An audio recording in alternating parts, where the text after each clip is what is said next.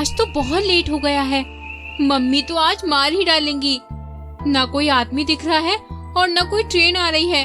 आज से पार्टी वार्टी सब बंद। तभी कविता को उसकी माँ का फोन आता है। हाँ माँ, अभी तो यहीं पर फंसी हुई हूँ। काफी देर हो गई है पर कोई ट्रेन आ ही नहीं रही। मुझे नहीं लगता अब कोई ट्रेन मिलने वाली है। मैं ऑटो लेकर आ जाऊंगी। तभी उसे पीछे से किसी औरत के रोने की आवाज आती है। कविता फोन रखकर उसके पास जाती है। वो औरत घूंघट ओढ़े होती है और सिर्फ रोई जा रही होती है।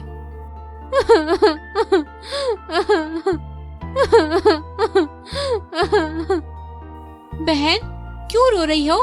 क्या हुआ? तभी वो औरत घूमती है तो कविता उसे देखकर बहुत डर जाती है। वो एक चुड़ैल होती है।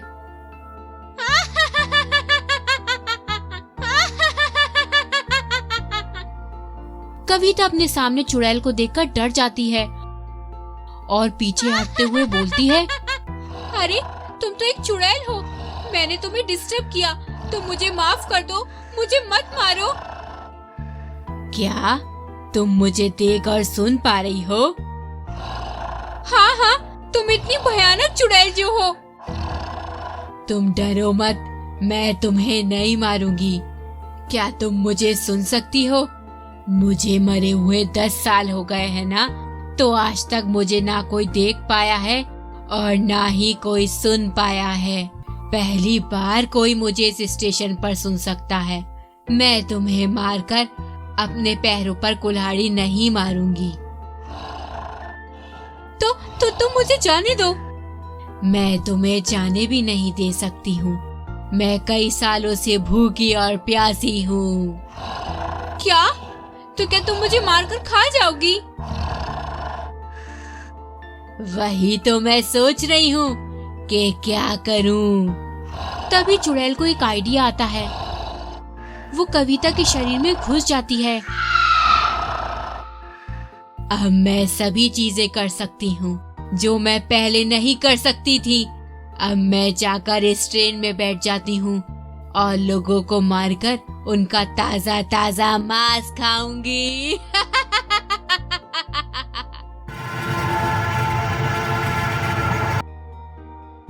तभी ट्रेन में बैठे एक ठरकी बुड्ढे की नजर कविता पर पड़ती है।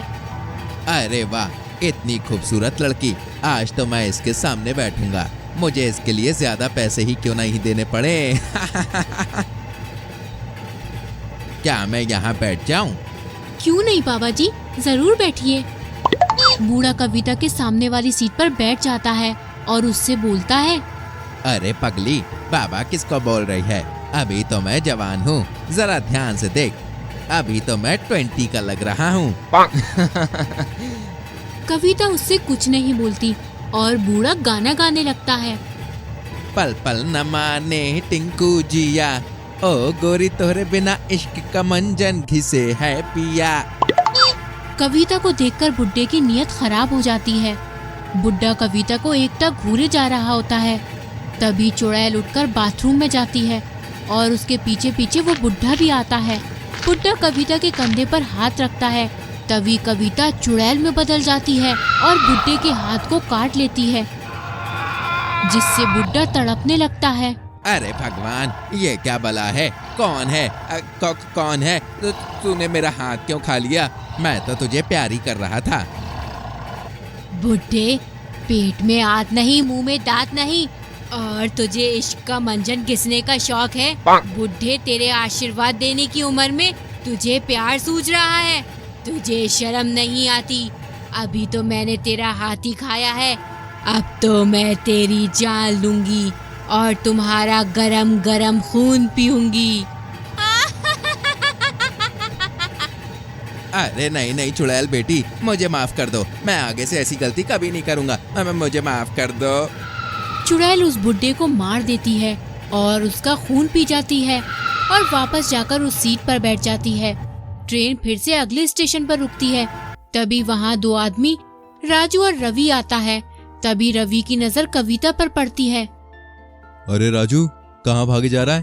देख तो यार, कितनी खूबसूरत लड़की बैठी है। बिल्कुल कैटरीना कैफ लग रही है। चलो आज मैं तुम्हें मजा कराता हूँ। मेरे पीछे पीछे रहना, मैं अभी हाय हेलो करता हूँ। रवि कविता के पास जाता है और उसके सामने वाली सीट पर बैठ जाता है और कविता को घूरने लगता है। थोड़ी देर बाद कविता उठती है और रवि को इशारा करती है। फिर कविता बाथरूम में चली जाती है। रवि कविता के इशारे से फूले नहीं समाता और राजू से बोलता है, रवि मेरे दोस्त, मेरी तो निकल पड़ी। लगता है आज मेरी रात रंगीन होने वाली है। तू यहीं बैठ, मैं अभी तेरे लिए भाभी लेके आता हूँ। इतना बोलकर रवि जाने लगता है। तभी राजू सोचता है, इसे मैं अकेले मजे नहीं करने दूंगा। राजू भी रवि के पीछे पीछे बाथरूम में जाता है। मेरी तरफ घूमो तो जाने मन, इस तरह तड़पाओगी तो मैं मर ही जाऊंगा। अरे मैडम, जरा हमारी तरफ भी देख लिया करो, हमारा भी भला हो जाएगा। तभी कविता घूमती है और वो चुड़ैल बन जाती है। उसे देखकर रवि और राजू बहुत डर जाते हैं और पीछे हट जाते हैं। मैं भी तो तुम जैसों के लिए ही खड़ी हूँ यहाँ। आओ राजा, जरा पास तो आओ। चुड़ैल उन दोनों को मार देती है। इधर संजू को शक होता है कि जो भी व्यक्ति इस लड़की के पीछे जाता है वो वापस नहीं आता। वे बाथरूम की खिड़की से जाकर देखता है और दंग रह जाता है। वो बहुत डर जाता है। अरे बाप रे, ये तो चुड़ैल है। ये एक एक करके सभी लोगों को मार रही है। ये चुड़ैल कहीं मुझे भी मार के ना खा जाए। अब मैं क्या करूं? संजू बहुत डर जाता है और वो चुपचाप जाकर अपनी सीट पर बैठ जाता है। फिर ट्रेन पर कुछ लोग आते हैं और उनमें से एक कविता की सीट के पास बैठ जाता है और कविता को देखकर गाना गाता है। तेरे चेहरे से नजर नहीं हटती, नजर हम क्या देखें। कविता उसे इशारा करके बाथरूम में ले जाती। उससे पहले संजू जल्दी से उसे ले जाकर दूसरी बोगी में चला जाता है और बोलता है, अरे भाई साहब, वो कोई लड़की नहीं बल्कि लड़की के भेष में चुड़ैल है। मैं समझ गया, तुम्हें जलन हो रही है कि ये तुमसे नहीं बल्कि मुझसे बातें करती है। अगर इतनी अच्छी लड़की चुड़ैल है तो मुझे चुड़ैली चाहिए। सोनू संजू की एक बात नहीं सुनता और वो जाकर कविता के पास बैठ जाता है। थोड़ी देर बाद कविता उसे भी बाथरूम में ले जाकर मार देती है। कुछ देर के बाद ट्रेन में एक बाबा भीख मांगते हुए आता है। जब बाबा कविता को देखता है तो उसे पता चल जाता है कि इस लड़की के अंदर एक चुड़ैल है।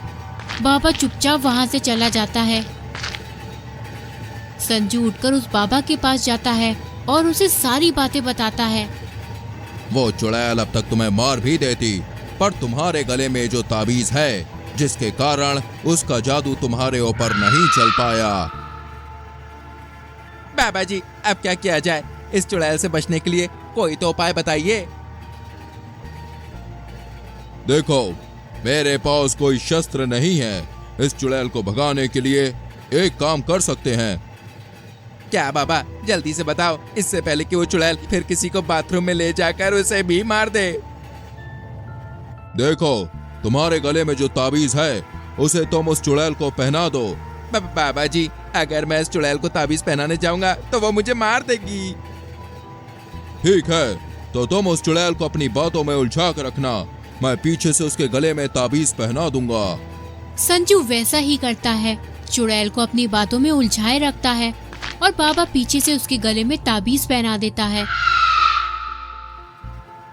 फिर चुड़ैल कविता के शरीर को छोड़कर भाग जाती है और संजू की इस समझदारी के कारण कविता आजाद हो जाती है।